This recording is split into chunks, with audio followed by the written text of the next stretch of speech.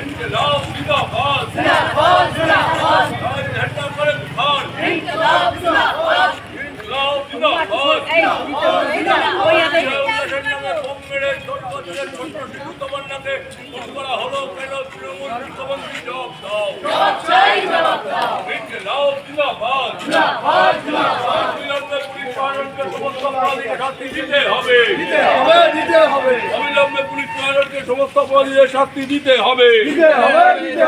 ইনকিলাব জিন্দাবাদ এই ছোট্ট তমন্না আমাদের বোন অপরাধী হলো প্রশাসন ছোট্ট তমন্না আমাদের বোন